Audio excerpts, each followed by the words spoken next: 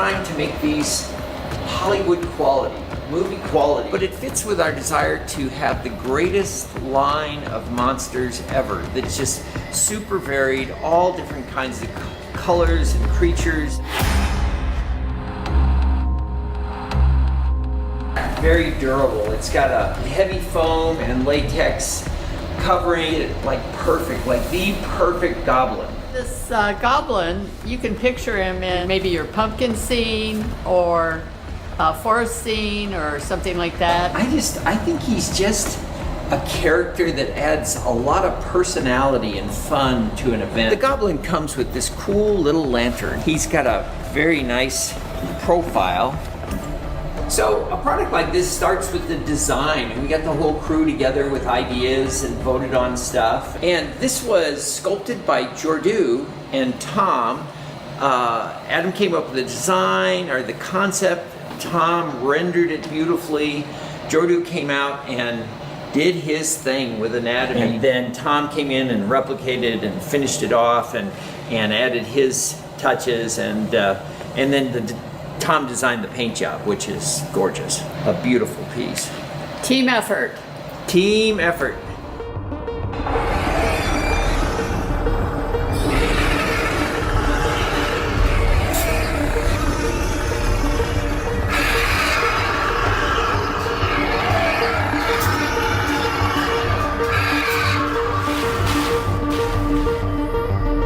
This is Xenovore.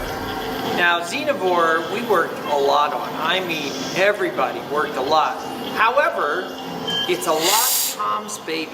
The Xenovore has no shortage of eye candy, and there's a lot of inspiration again taken from those classic space monsters and alien bugs throughout the years. So we've got a lot of biomechanical elements and a lot of just really interesting detail. On top of looking swift, deadly, and vicious, everything is interesting on him. Even this back hump that keeps his center of gravity feeling exactly where it's supposed to be. So this thing is complete. It comes on a 40 by 48 pallet. It's shrink wrapped, all bound up. So you just take the shrink wrap off and plug it in. He moves like this, and he can come forward. But we beefed up the cylinders. These are massive cylinders. Whoa, that's cool. And then all of a sudden, it's interactive because he's like, and you're like, This is next level stuff. This is some pure Hollywood, crazy monster stuff.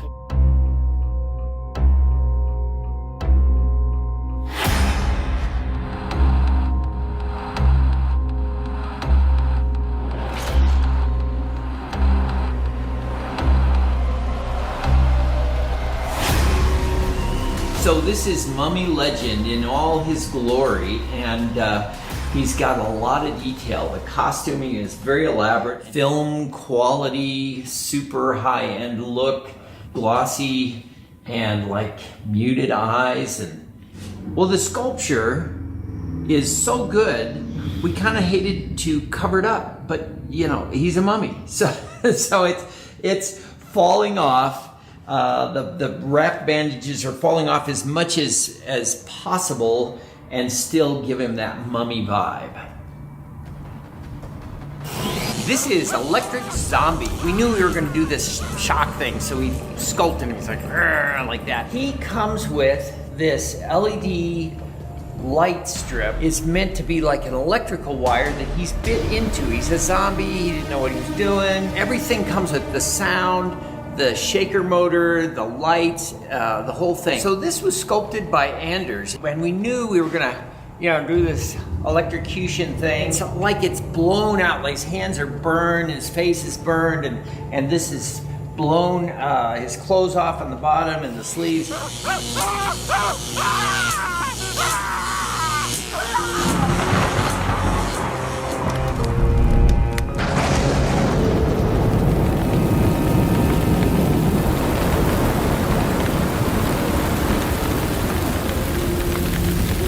This character has a lot of features. He stands around 7 foot tall. The profile, the silhouette, everything is just really, really strong on this character. He separates at the waist. The belt is connected to the top, as is his cape. You Google demon and they're all red. You know, devil, demon, all red. And Marcia's like, how about we do something a little better? And we finally locked on this dark, fleshy center with not a blood red, but kind of a cool, believable red flesh, and of course the white veins. It really turned out good.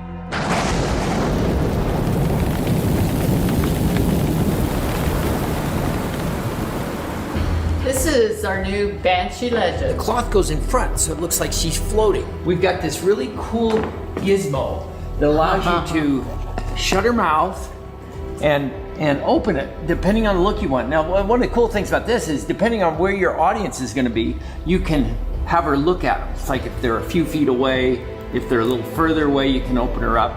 Or if you just want her to be ethereal, you can just like she's just, you know, out of her mind, floating in the air. So she is very cool. This is Scarecrow Wrath.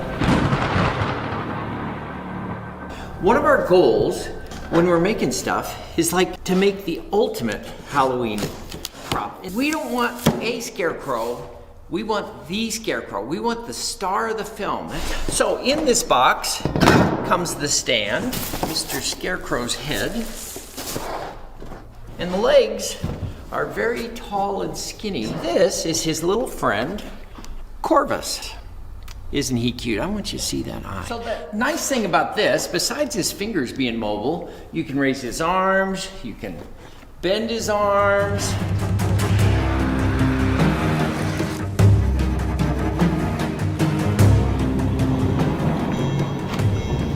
This is Frankenstein's Experiment. Now we designed this around Mary Shelley's original Frankenstein script. And she described kind of this yellowy flesh, ours is kind of yellowy green, and then gray eyes, black hair, very tall, and this is what he does.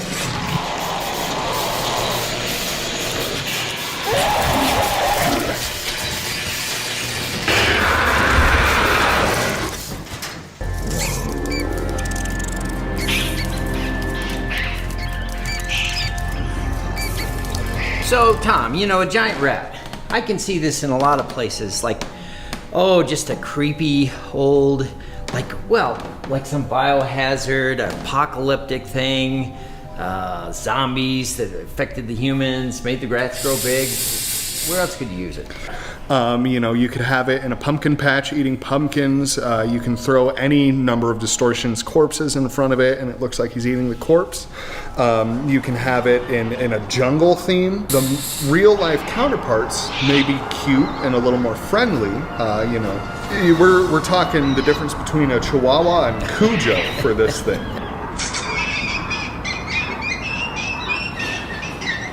This is the Scarewolf legend.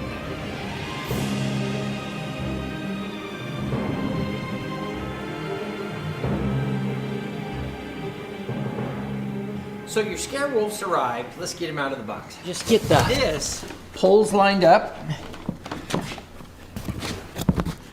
and put him right in like that. And down he goes. Then just extend the arms, but also so you can bring those arms and do whatever you want. These can be bent, you know, that's a little too much probably. But anyway, it gives you a lot of control, whether he's back, high, down.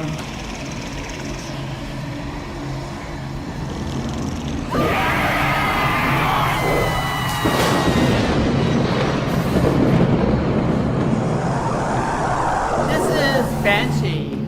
I've been wanting to do her for 2 or 3 years. And so Jordu sculpted this. He's so good with anatomy and things. So there's kind of background moaning, background screaming, Smoke, lightning, yeah. Right.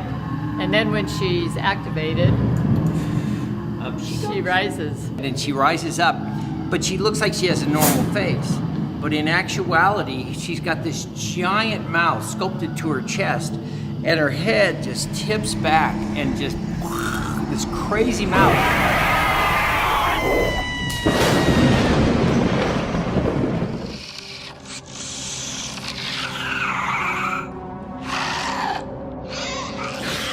We were talking about bringing back another spider because we talked about it a couple years, hadn't done it, and then you drew some and it was looking good, but then you drew this. Yeah.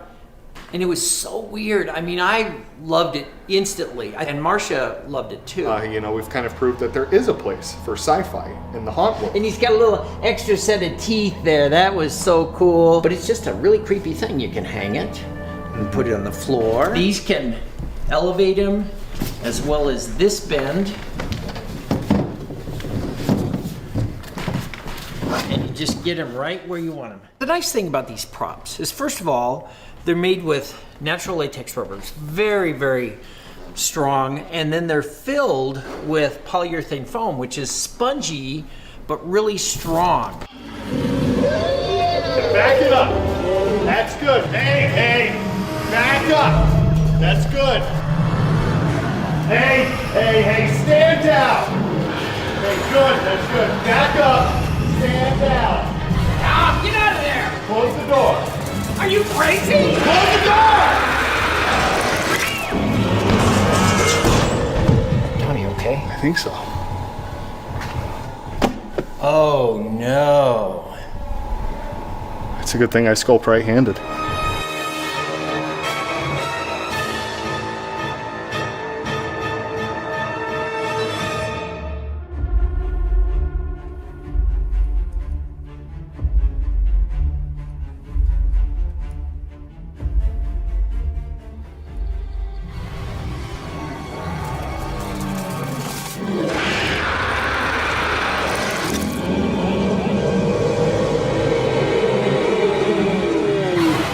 So the Raptor comes in 3 different versions.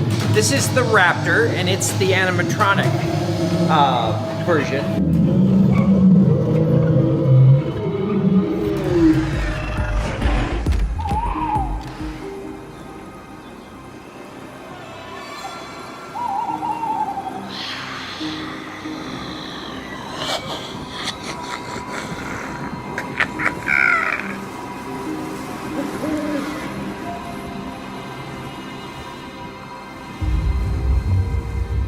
This is our pumpkin witch, new for 2023. She comes with these gaudy warts and things that are kind of orange, and then she slow fades into a fleshy green, and she's just, it's really an unusual and super cool concept. And her legs are painted also, you know, the gnarly feet, the little lit pumpkin. You can bend her arms. Oh yeah. So you can position those arms however you want. We kind of made her pointing, but you don't have to do that. But I thought it was kind of cool to have her, you know, be able to lift her hand. You can bend it at the elbow, but you can have her pointing the way to your guest's doom. Yeah, she's all complete and gorgeous. Gorgeous.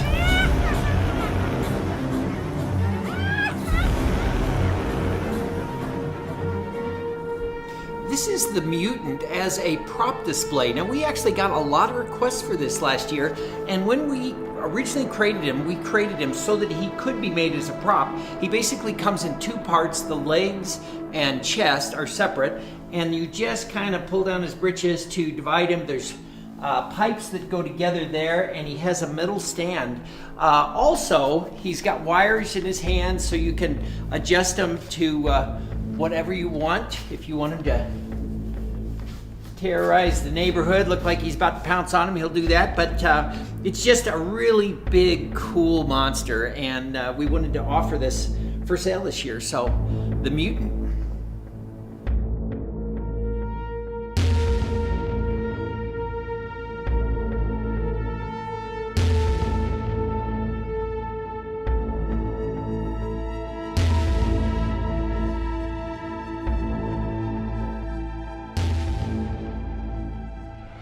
We decided to branch out and embark on a new venture. I can tell you it's tremendous. A piece of square tubing inside that's bigger than this square tubing that they fit into. And you just kind of jostle them into place. Also included is this creepy cloth. Now you may or may not want to use this, but we thought it would look good to put little stringers on after you set it up, and that is up to your eye and what you want it to look like.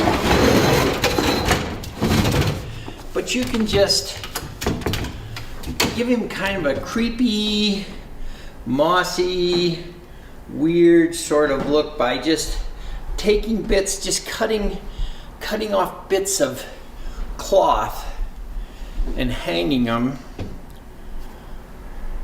off the fingers. Now you could hot glue these on if you wanted, but you might want to change them out if they get ratty or something. Creepy cloth is a pretty common thing in the haunt industry, and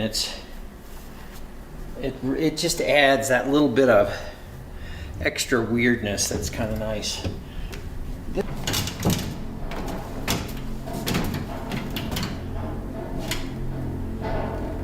The flame bulb that comes with it has 3 settings. You can turn it on to kind of pulse in and out.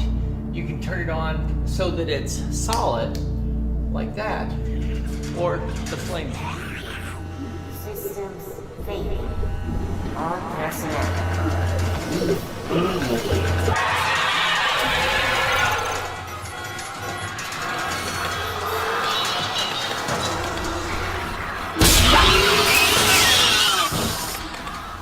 This is the alien parasite. Now, something's going wrong. You can tell by the audio. It's telling you to get out, and there's system, system breach or something.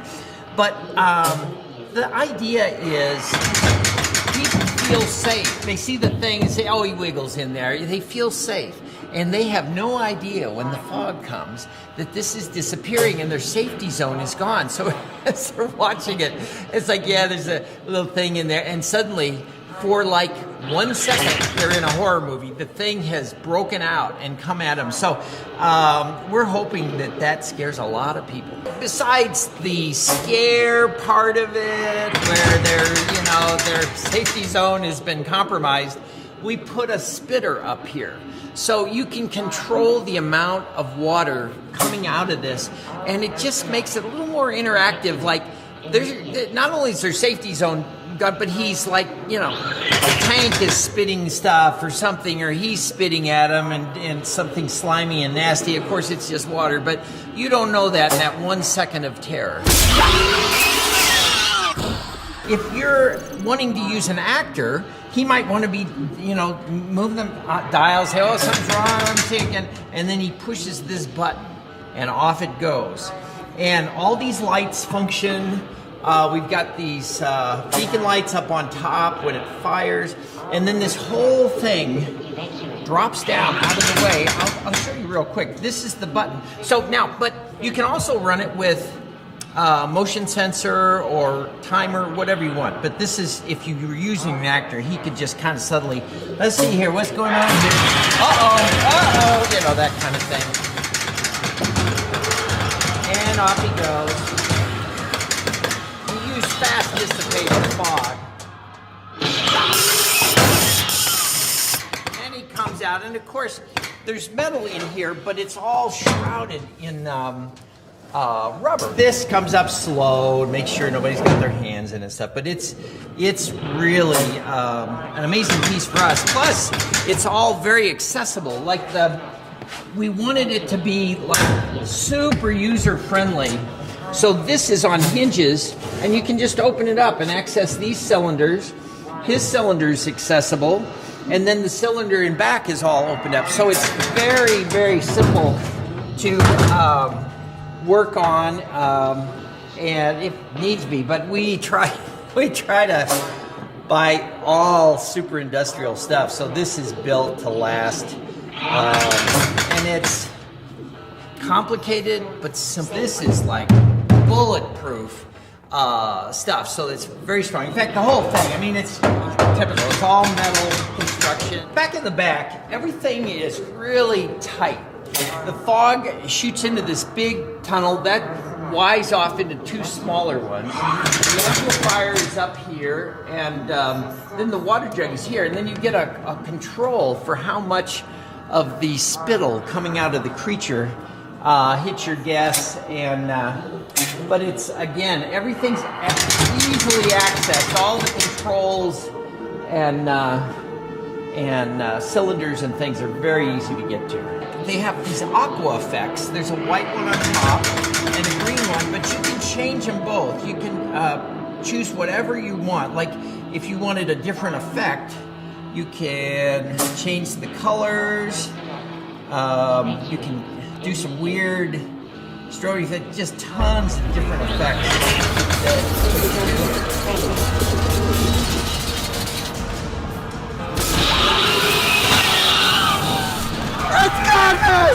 Oh, look at my face! Here at TransWorld 2023, absolutely amazing. Distortions booth is amazing. Every year. Every year, it's great. We have a great time. We have a lot of fun. A lot of scares.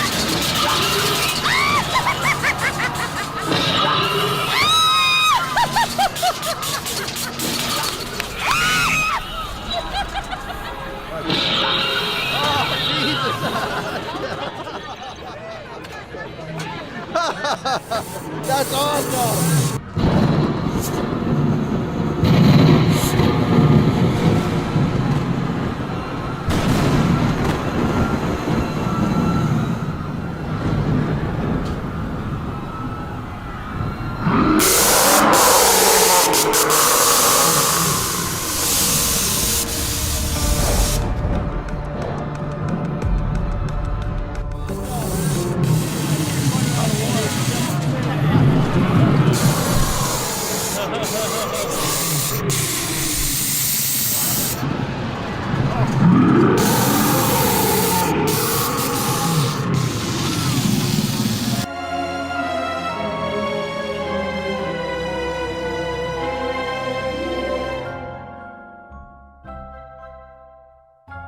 This is After Midnight. This is from a Lon Chaney movie called London After Midnight.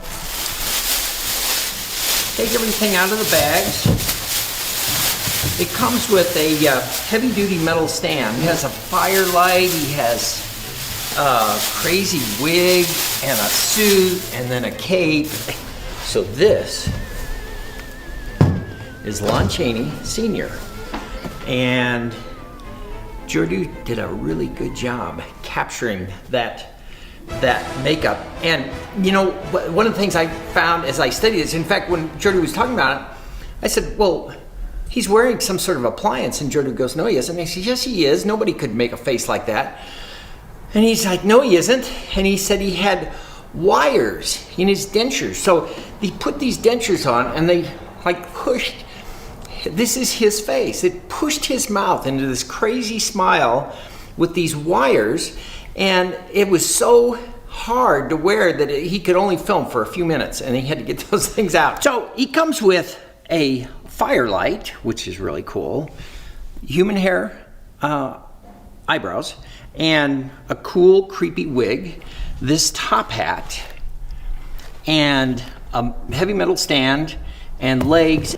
You start by putting, there's holes in the bottom of the feet that go to poles, and you just slide them on the stand. And then the upper body, and those just slide right in to the leg poles. And then if you, his shirt and stuff cover this up, or the suit, but you can pull the pants up around the top if you want. Jordu did a phenomenal job capturing that bizarre smile that Lon Chaney had developed. One of the things that we're trying to do with a series of characters like this is we're trying to blur the line between wax museum characters and a Halloween prop. And we really felt like this does. Now, obviously, it's not silicone, it's not wax, but we really tried hard to get him beautiful, and that's why We wanted to have the best sculpture we could, and we put a lot of time into this guy. So anyway, there he is, London After Midnight.